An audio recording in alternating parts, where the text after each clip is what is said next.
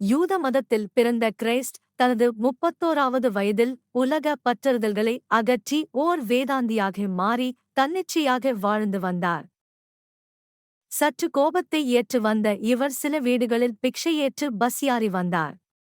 கலாசாரங்களுக்கு கட்டுப்படாத இவர் மதக் கொள்கைகளை கடைபிடிக்க பிடிவாதத்துடன் மறுத்தார். எனவே யூத பெரியோர்கள் இவரை ஓர் மதத்ரோகி என்று குற்றம் சாட்டினர். மேலும் அவரை தண்டிக்க நேரிடுமென்ற எச்சரிக்கையையும் விடுவித்தனர்.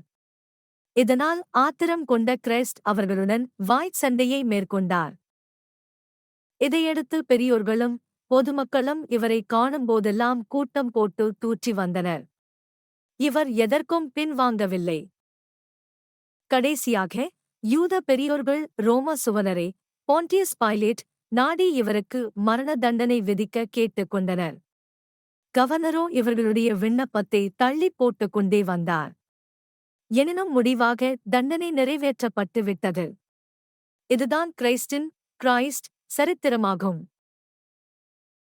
இவைகள் ஒருபுறமிருக்க, கிரைஸ்டின் மறைவுக்கு பல நூற்றாண்டுகளுக்கு பின் முடிக்கப்பட்ட பைபிள் அவர் ஓர் கன்னிக்கு பிறந்ததாகவும் மரணமடைந்த 3ஆம் நாள் தனது சீடர்களுக்கு மட்டும் தரிசனமளித்தவும் தனது வாழ்க்கையில் அமானுஷ்யமான அற்புதங்களை புரிந்து வந்த வண்ணமாக இருந்ததாகவும் கற்பிக்கப்பட்டிருக்கிறது.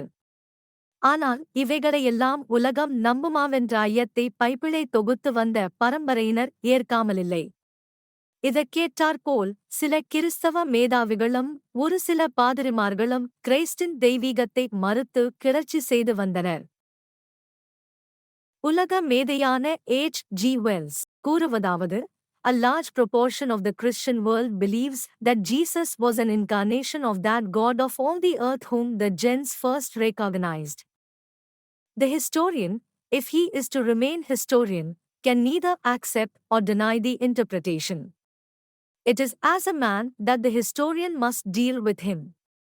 There is a tradition that he fainted when, according to the custom, he was made to bear the cross to the place of execution. One gospel is obliged to say, here was a man. This could not have been invented. Jesus was a penniless teacher who wandered about the sunlit country of Judea living upon casual gifts of food. நிற்க இஸ்லாம் சம்பந்தப்பட்ட வரையில் குரானில் ஆத்மீகத்திற்கு அதிக முக்கியத்துவம் கொடுக்காமலிருந்தாலும் கூட, உலகப்பற்றுள்ள மக்களின் வாழ்விற்கு வேண்டிய முறைகள் சித்தரிக்கப்பட்டிருக்கின்றன. தவிர அவர்கள் தங்களுடைய கடவுளான அல்லாவின் மேல் அசைக்க முடியாத நம்பிக்கையையும் நபி நாயகம் அல்லாவினால் அனுப்பப்பட்டவர் என்ற உறுதியையும் ஏற்று வருவதைப் போல மற்றைய மதத்தினர் களம் அத்தகைய கடவுள் நம்பிக்கையை கடைப்பிடிப்பது மெத்த மேலானதாகும்.